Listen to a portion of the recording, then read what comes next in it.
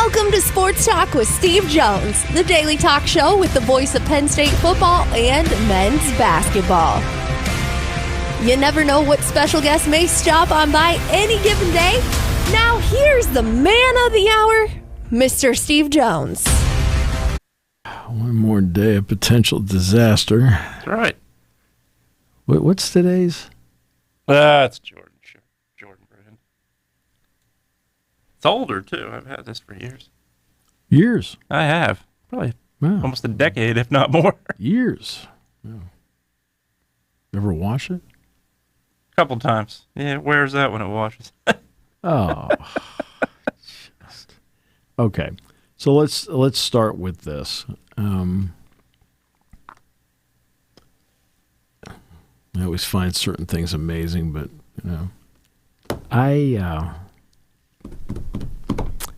Brandon Roselle, okay, otherwise known to all of us as B. Ross. Okay, so B. Ross is leaving. Okay, Penn State basketball. Now he was part of that 2011 VCU basketball team that went from the first four to the final four. Great guy, terrific basketball mind. And on this particular staff, he was in the area of recruiting on this staff. I mean, the director of recruiting. So he opts to leave. Oh, what's going on? Excuse me. All right. So Phil Martelli Jr. takes over as the head coach at VCU. He then hires his brother Jimmy, who leaves Penn State, to become the associate head coach. Now he hires B. Ross. Now, what does he hire him to do? Does he hire him to be the same job, or does he hire him as an assistant coach? He hires him as an assistant coach, which is what everybody in this business aspires to move up the ladder. Okay? You take the job as director of recruiting with the idea you can become an assistant coach at some point. And for a guy in his 30s, which B. Roz is, this is exactly, if you're Mike Rhodes, what you're hoping for, that your people move up the ladder.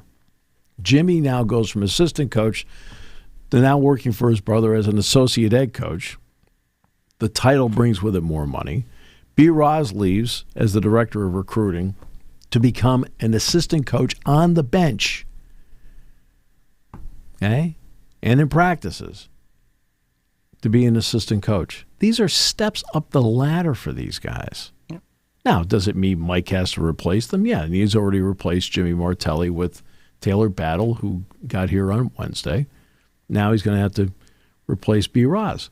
Okay, but that's because they moved up the ladder. They did not bag the place to go someplace else.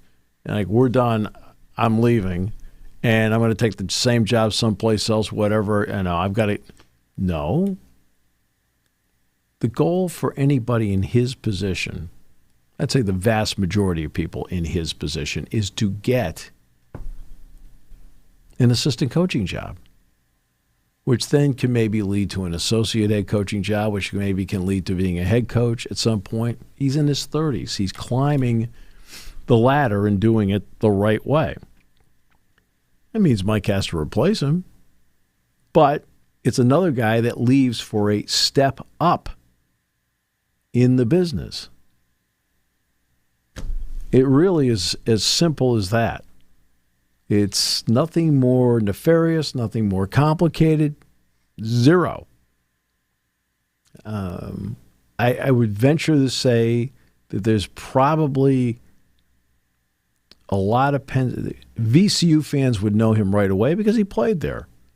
Right? I would venture to say a lot of Penn State fans would not know him right away if they saw him, only because when you're not one of the assistant coaches or the head coach or a player, you're not going to get as recognized by people. In other words, Clay Connor's on the staff, for example.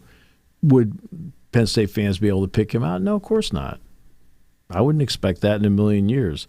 So I think people see the title, the recruiting title, and they go, oh, the recruiting guys. No, look, okay, he's moving up. Mm-hmm. Okay, this is the equivalent of being, to me, somebody that is, on the football staff. Hey, come in. I'm a consultant. Whatever. They're all trying to keep their careers alive so they can move someplace else and get a job. Well, this is what he's done. He's a young guy in his 30s trying to move up the coaching ladder. Well, guess what? He gets to go back to his alma mater, and now he is, an assistant coach. It's a step up the ladder for him. And he did a great job here and is a quality guy. And he and Jimmy are both quality guys. So, I mean, that's, I mean,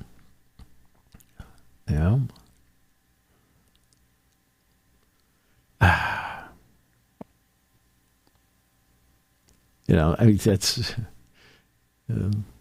And you say it with the football program. When guys leave, it's, of course, it's not.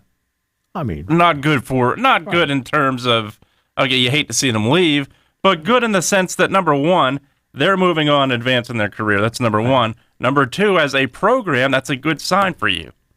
Well, Ricky Ronnie leaves, becomes the head coach at Old Dominion. Manny Diaz leaves, becomes the head coach at Duke. Brent Pry leaves, becomes the head coach at Virginia Tech. Joe Moorhead leaves, becomes the head coach at that time of Mississippi State. Mm-hmm. I mean, people are moving up. Yeah. Which is what you want as a program. Not only as the individual, you want it as a program. Right. So guess what? I mean, Jimmy's brother gets the job. Now, when Jimmy's brother was elevated at Bryant, Mike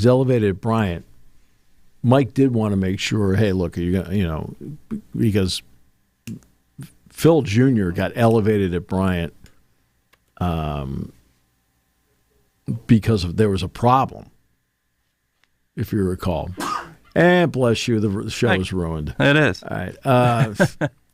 Right. There was a problem, and Phil Jr. got elevated, did a great job. When he got elevated, Mike wanted to make sure, hey, with Jimmy, hey, you staying, going, what are you going to do? And he said, no, I'm staying. Now, when this job came up and he took it, this was an opportunity because Phil Jr. is starting his program. Instead of like stepping into the job, he's now, setting his program. His dad's going to be around, Phil Sr., from what we understand, and so forth. But it's when somebody leaves, one thing that I always find interesting is the panic around it. Like, it makes sense that somebody is going someplace else for a reason, and Brandon Roselle did a great job when he was here. B. Ross was, he's worked his way into this position where he now can be an assistant coach. It's good for him, right? I think it should be something that people that follow the program should celebrate it, because that's great for him because he's a great guy.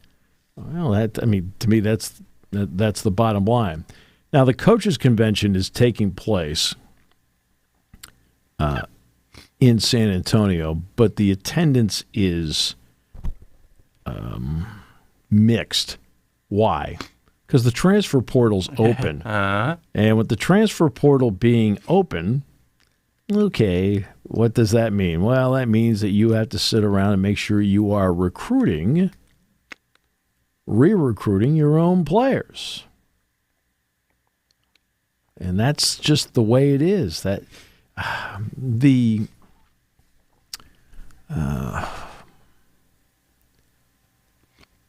don't understand, especially in basketball, above all, how you can foul up the basketball calendar. Yeah. Because while being a 2-semester sport, you're not worried about transfers in the split semester like you are in football and the fall sports, because you have to enroll, you've got to, and so it accelerates the process and complicates the calendar. Basketball's calendar should not be complicated. No offense, the transfer portal should open on Tuesday, the 8th of April.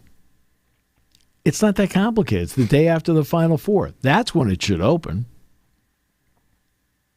But it's been open since March 24th. Yeah, literally. And it makes no sense at all. None at all. So the coaches' convention is going on right now, but the attendance is somewhat limited. This is where they have meetings, essentially talking about what would they like to see rules wise, what would they like to see calendar wise, so forth.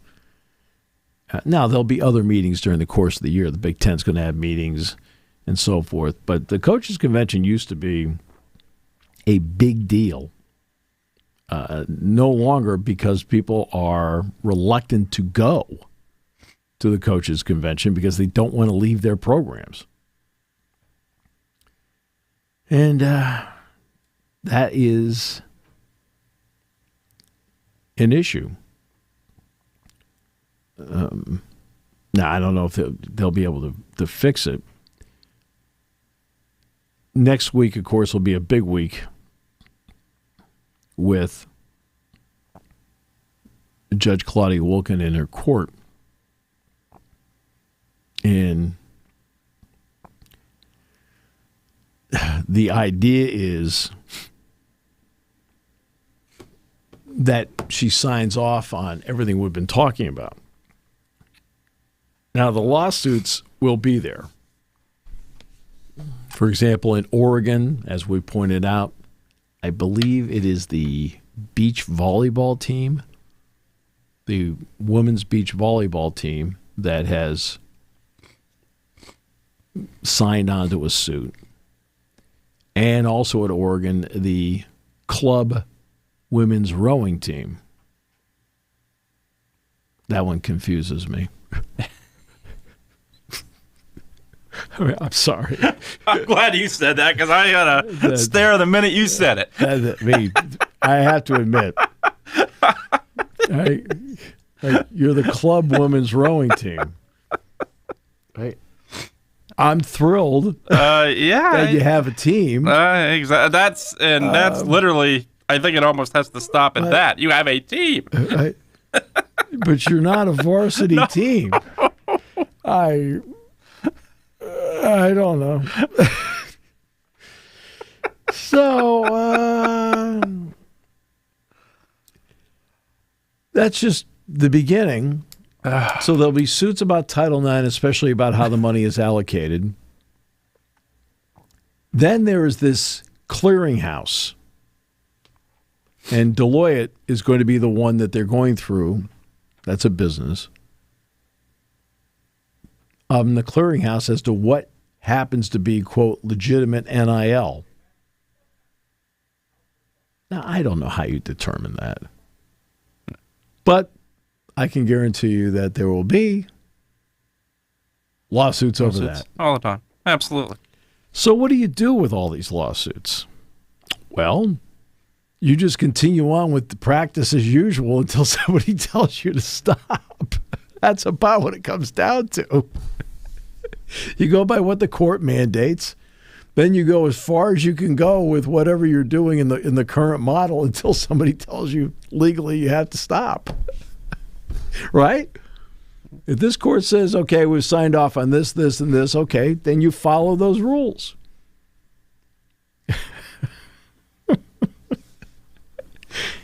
But this is going to get... Oh, it's going to get... I think we all expected it was going to be messy. You know? Oh, of course. Absolutely. You know. But I don't know. we'll just have to take it one at a time and see. Because next week, it's not just like it's, April 7th, which is what, Monday? So the day of the national championship game. That's where they're going to start at least presenting. Okay.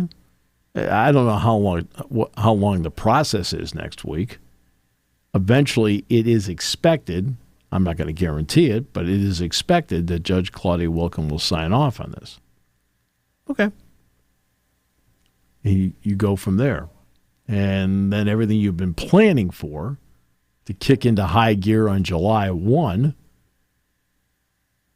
will kick in.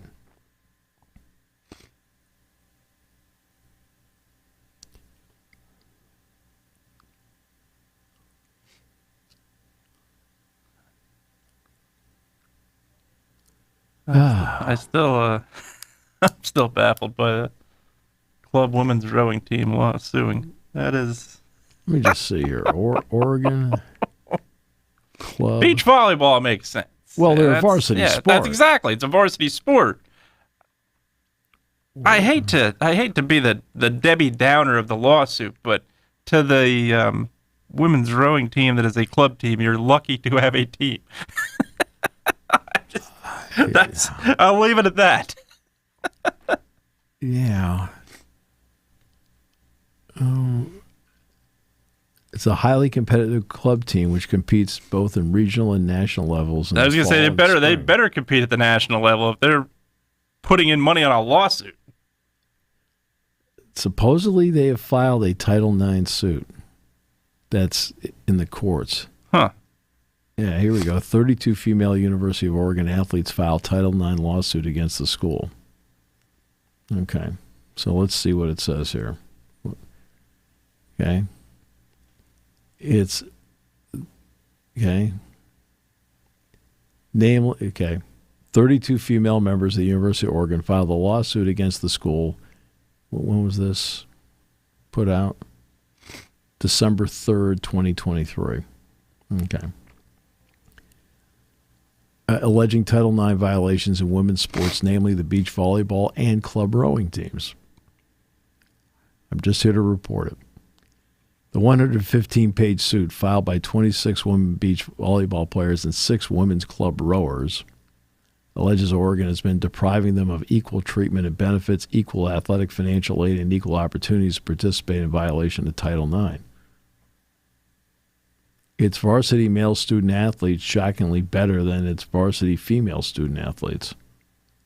Okay, well, why would the club rowing team care? That's, yeah.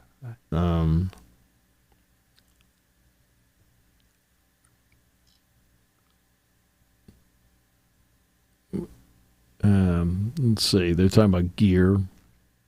Oregon provides its men's teams with superior equipment and facilities, the lawsuit alleges, including high-quality gear that fits well, is personalized and tailored to the athlete, and is sport-appropriate, as well as unlimited extra gear and custom fittings. Unlike the junk you're wearing. That's right. In contrast, it's not custom fit, I can assure you. It could be. In contrast, the women's beach volleyball team receives one gear drop at the beginning of each season, including uniforms that are often used and don't fit well, the suit alleges. When the team drop contains inadequate materials for the season, players are forced to borrow from other teams or purchase gear themselves. They compare stadiums, locker rooms,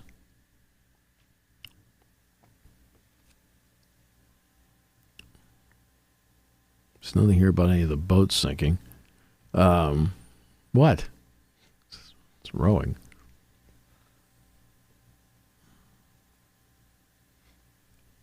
I mean, that's one of the things they have to face here. I have no idea.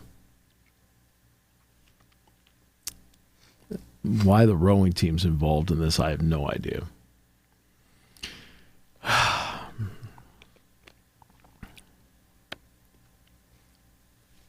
There we go. So, yes, they are involved in a Title IX lawsuit. At least they compete at the national level. That I'll give them that. Because if that part wasn't in there, I would have really raised an eyebrow and thought, well, good luck. I really have no. I don't. I really don't know what to say. And anybody about can sue for it. We've seen that in this world. Wow. Oh, yeah. But, that's the only reason why you're on this show is because of legal action. Right, litigation. Best law firm in America. Big fans of Dewey, Cheatham, and Howe. They got you back on the show. They have not failed me yet. Just their mere name. That's right. It kind of sent shockwaves through what's going on here. Okay, so let's get to the women's Final Four is tonight, by the way. Yeah. In Tampa. And I guess UConn had to go. Where's the regionals? What, Seattle? Seattle. Or Spokane? Yeah. Seattle? It might be Spokane. It's Washington. It might be Spokane. Okay. And they did not go back to Stores. They went from there straight down because the calendar has always had them being after the men, like a day after. Yeah. So in other words, when the men play Sunday, the women have games on Monday until this week. This week it flips. The women then go for the first time in the tournament. And it happens every year. Yeah. It happens every year.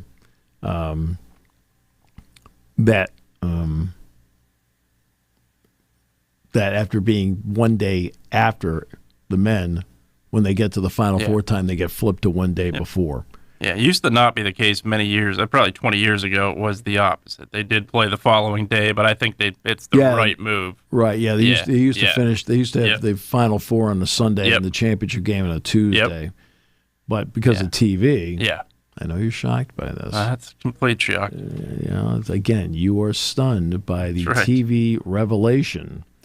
They are playing this thing tonight and then playing it on Sunday.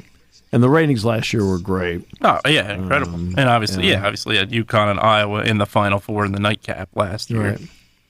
I mean, so look, that's the best. Yeah. And tonight will be great, too, for them. Obviously, you have UCLA, UConn. I mean, it should be. Mm-hmm. It should be. I mean, we'll see. I mean, it's not going to be as high as last year. No, not even close. And that takes nothing away from this UConn team. It feels like they've hit their stride pretty much midseason. They've not been looked back since. They had the best player in the country, clear as day. And I think you got to be very happy for Paige Becker. She's been through a lot. Juju, obviously. Juju Watkins was the national player of the year. Yep. But I think you got to be happy for Becker's, obviously. She came off injury as well and came back a couple times. But yeah, it's going to be I think it should be a great nightcap tonight, and then we'll see. The interesting thing is like South Carolina.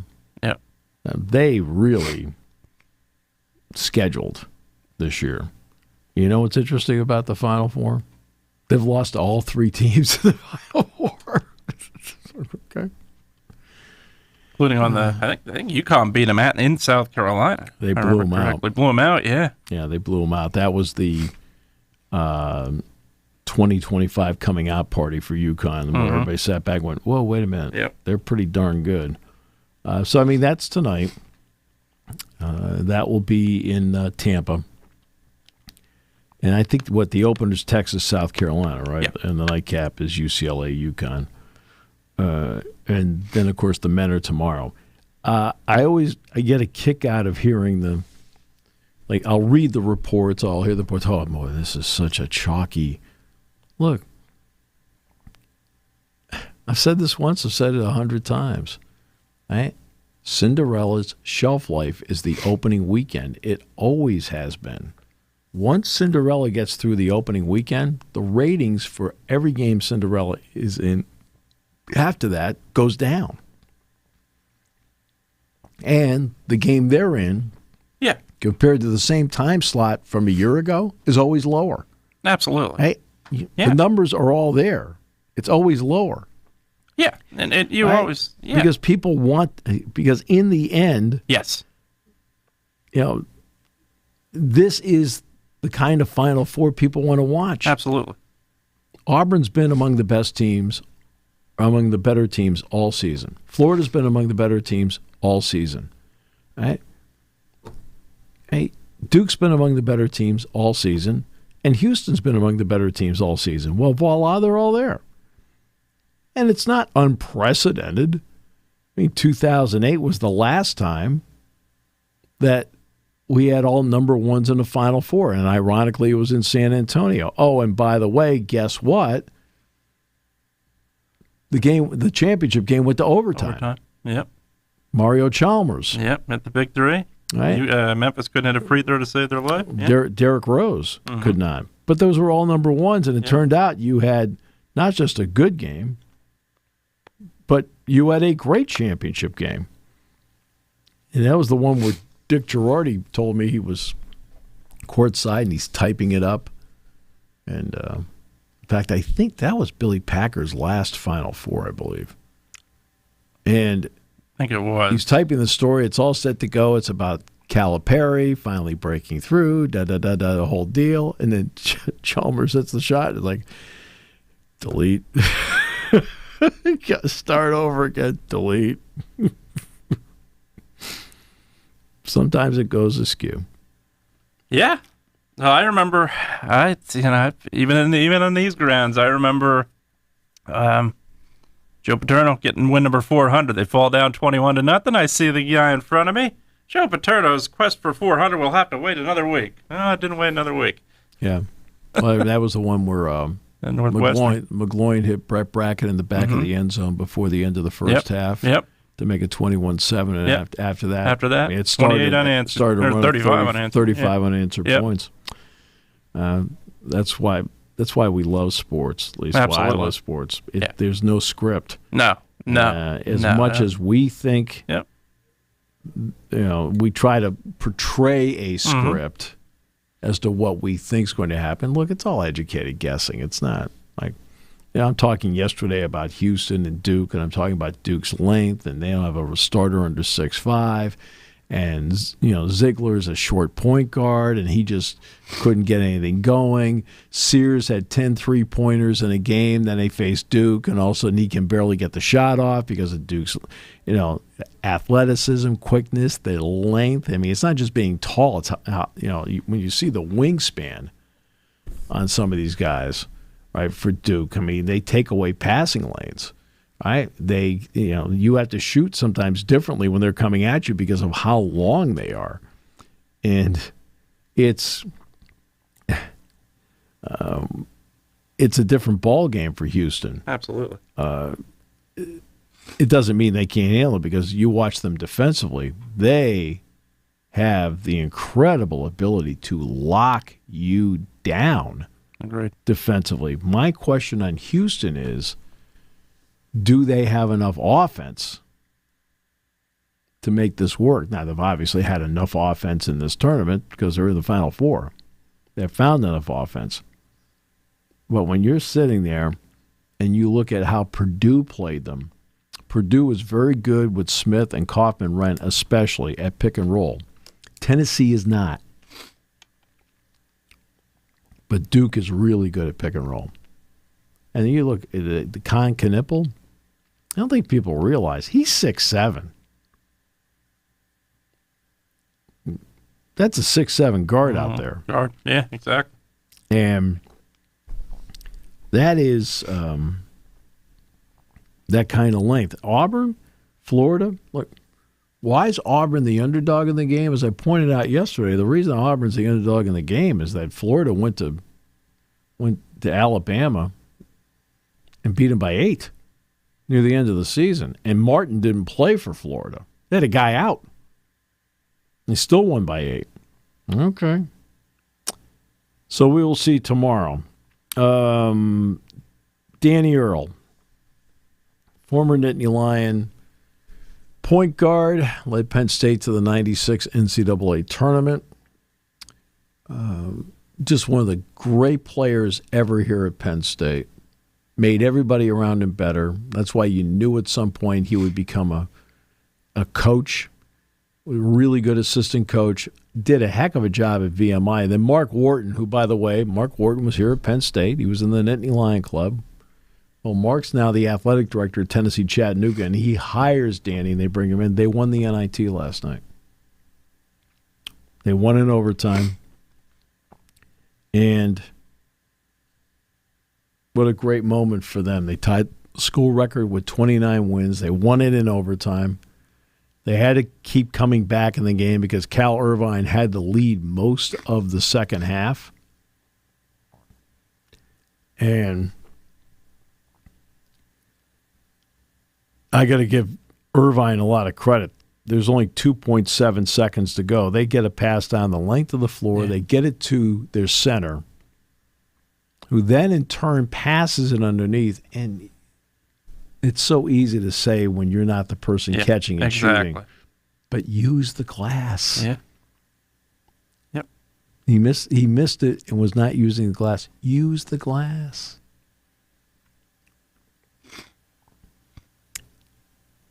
But for Danny Earl, who's just I think everybody around here knows is absolutely one of the great guys to ever come through here. One of the great guys ever to come through here. They have NIT championship rings. And that's tremendous for the program. I'm thrilled for Mark. I'm thrilled for Danny. That said, I don't know what's going to become of the NIT. Is it going to become the mid-major tournament? The transfer portal? When the transfer portal opens up on March 24th, you've got people turning down the NIT. Absolutely. Right? How many Big Ten teams were in the NIT? How about none? Not a one. Right? Not a one. How many SEC teams were in the NIT? Nope. Well, there weren't that many available. Let's start with that. In terms of availability, it really was down to 2, but none.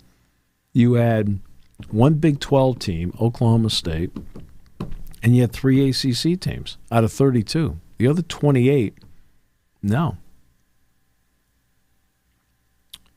And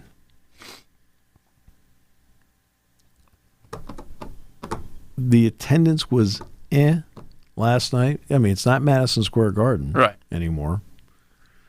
And it's going to be in Indianapolis next year, too. In fact, Indianapolis has everything next year. Indianapolis has the Division III National Championship. They have the NIT Championship, and they have the Final Four next year. So, I mean, they have a lot. It's quite the... Yeah, it's number one. It's a great venue, but the other part of it, it's a safe. It's a safe bet on the East Coast. I think people talk about, well, why don't they hold a Super Bowl at MetLife Stadium, which they did. Why don't they hold a Super Bowl at Lincoln Financial Field? Because the weather doesn't.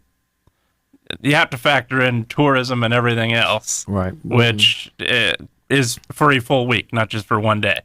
And absolutely, that's what makes, I think, Lucas Oil Stadium so attractive. Obviously, it is the dome, and it's a great venue. Right. Well, Indianapolis, to its credit, I remember when they were going back and forth between Indianapolis and Chicago as to where to hold the Big Ten tournament. The Chicago Sun-Times did an article about that, and the angle of the article was to ask the broadcasters and asked us to vote and why. And at this time, there were 11 schools in the Big Ten. And after watching the Big East at Madison Square Garden in New York, my comment was, the Big East has New York and Madison Square Garden. The Big Ten has Chicago. Use it. That was my comment. Well, to be honest with you, now this was in the early days of, where they were going back and forth, and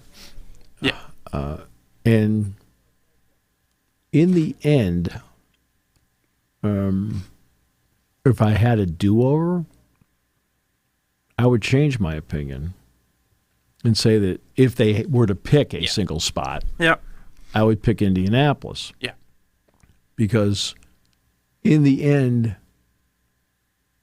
I wasn't completely right about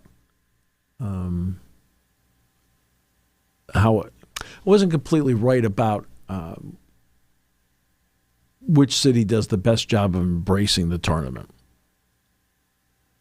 it's not as if Chicago doesn't, but Chicago's so big. Yeah, it's absolutely. That when you're sitting there, it's like, okay, you're in the Big Ten tournament.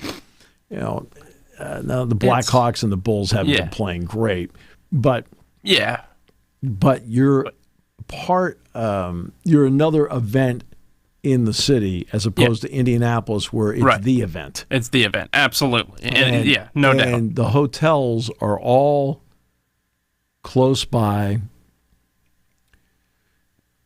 The arena is tremendous.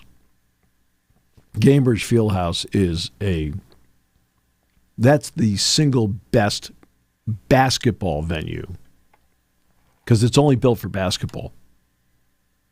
It's not. It's a basketball arena,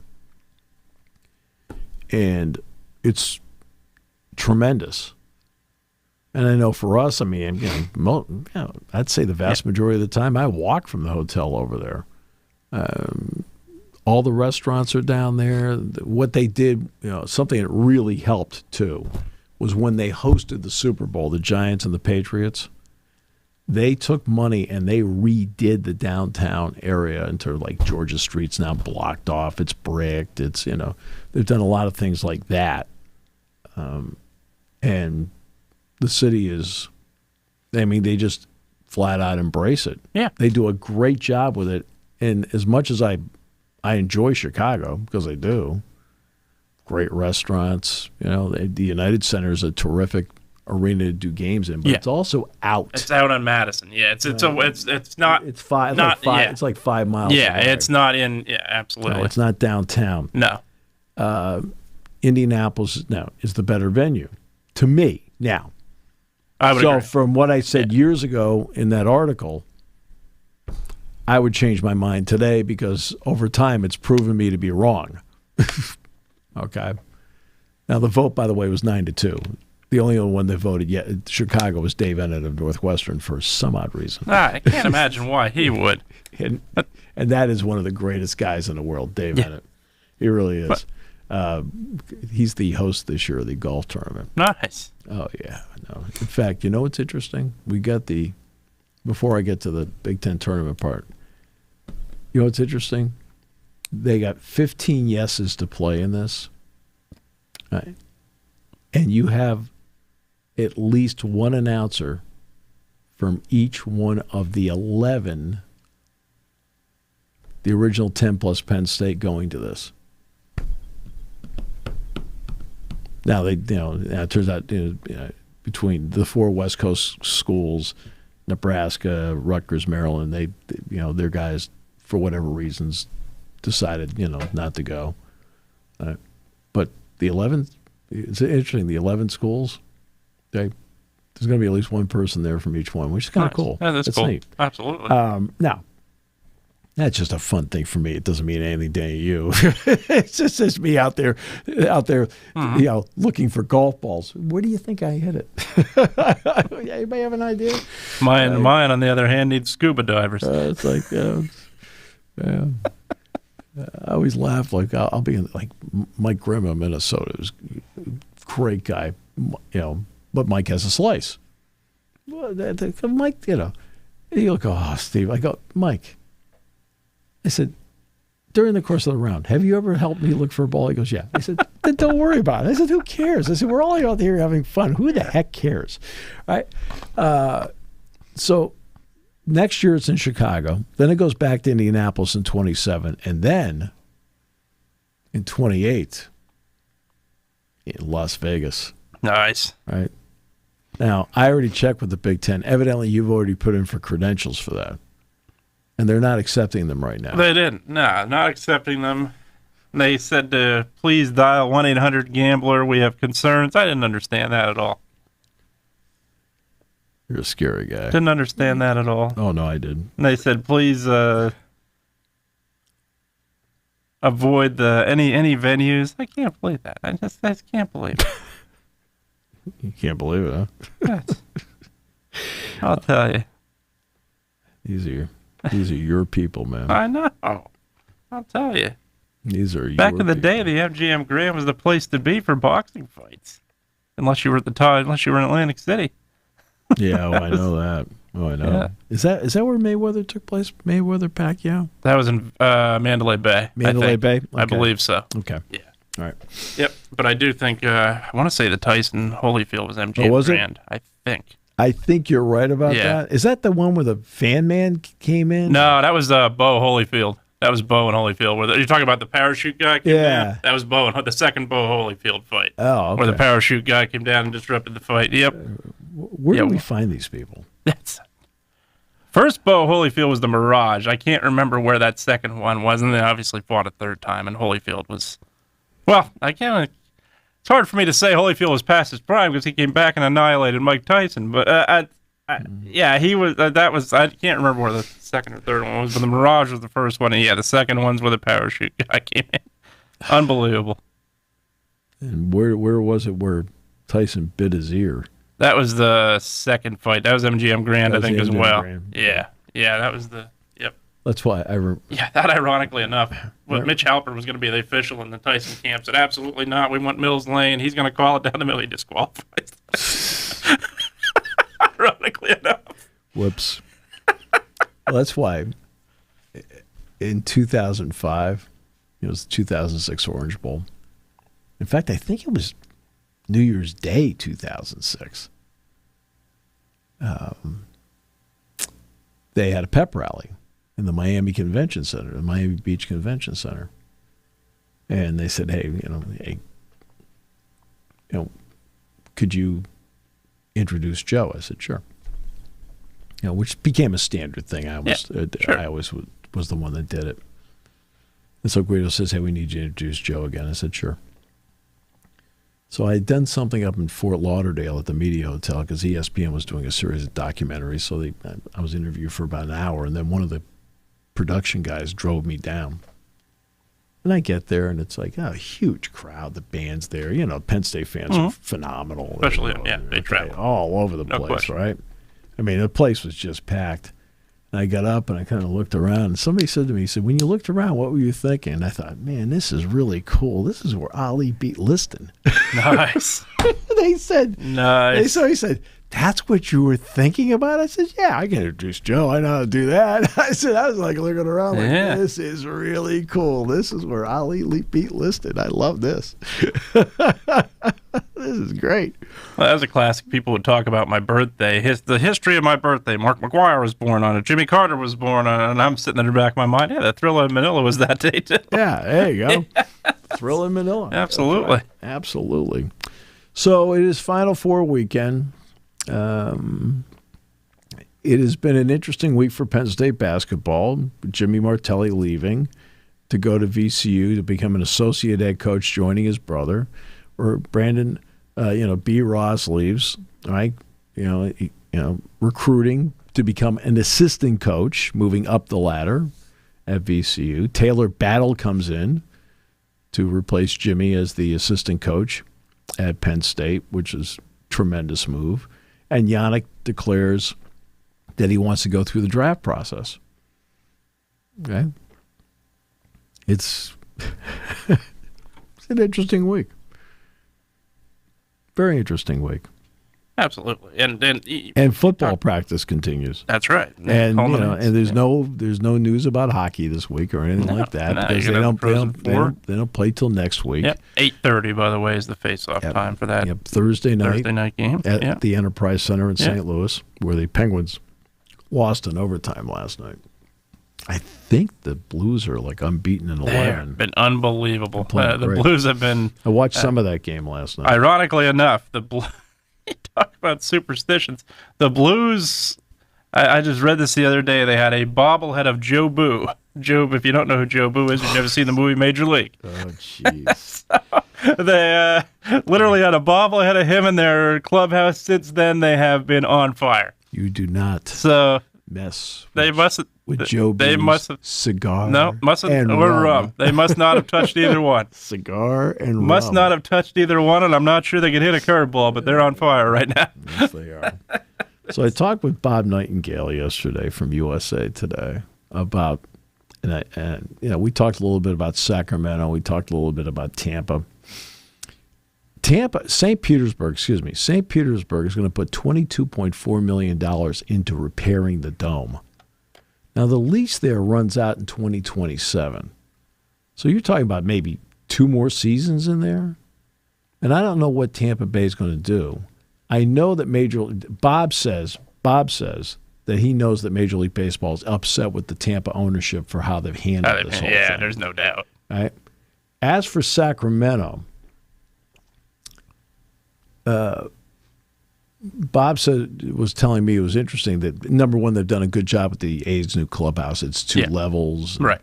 He said the visiting clubhouse is it's kind of like out there. It's like people don't realize that the Polo Grounds, that's where the clubhouse was. People, all the Dodgers had to walk all the way across center field to get into their clubhouse back in the old days.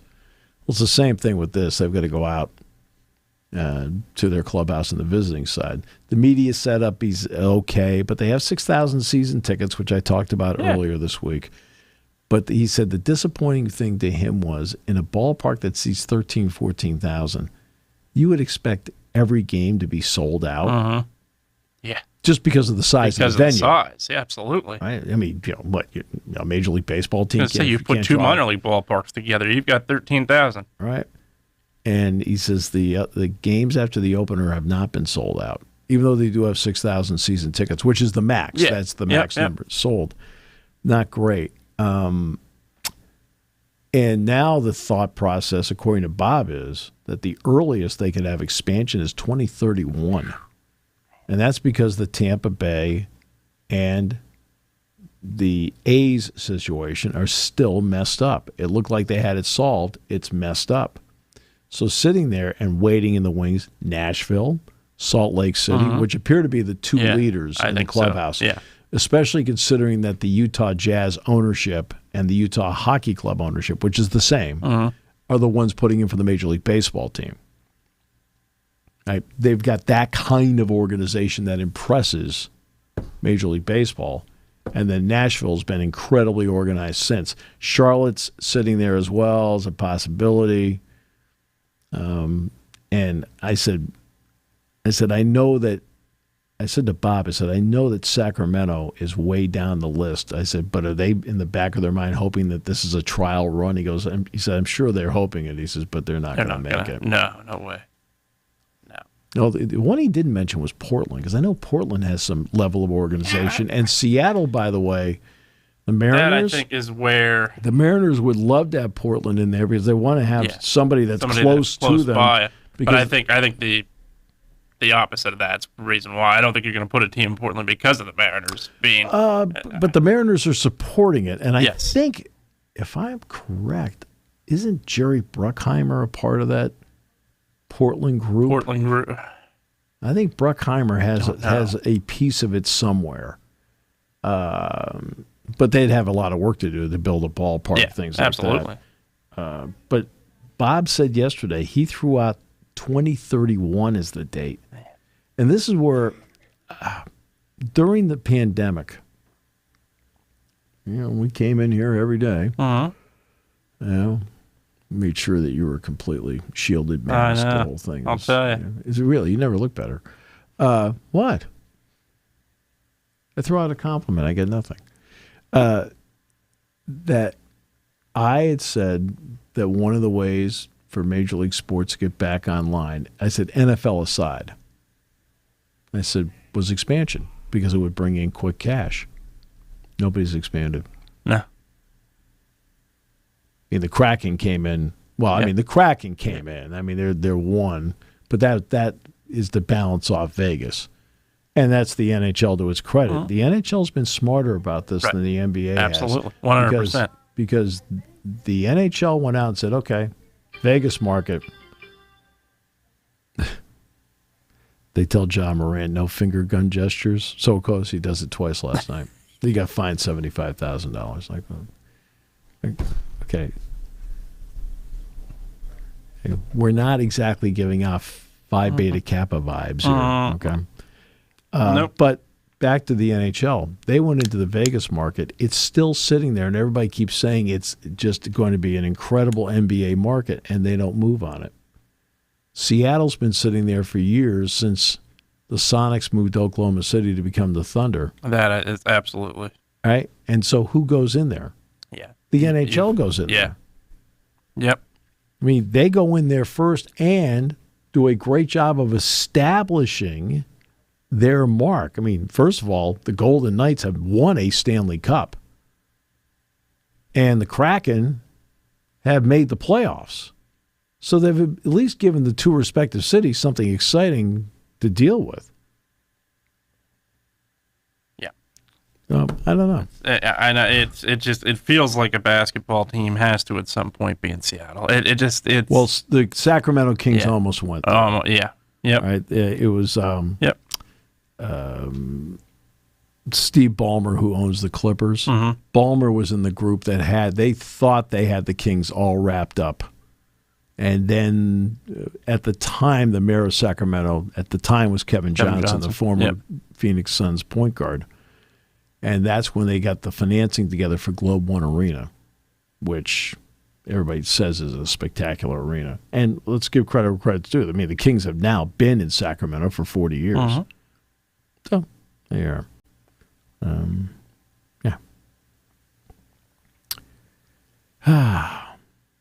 There you go. Well, another big week for you where we could run through your week. But boy, it would take a long time. I mean, it was the type of week where it really validates the angst of Patches the dog. That's right. We now all can relate to what that animal felt toward you.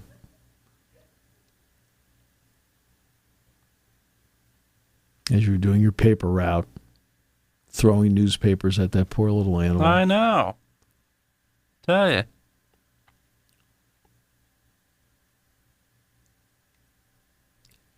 There wasn't more force on him than there was on anybody else. Simple tosses. Simple tosses. They've got you on film winding up. Using the old pitching machine. Oh, boy. Again, on the road to recovery, the first part is admittance. Absolutely. Have a great weekend. Absolutely. Do the same.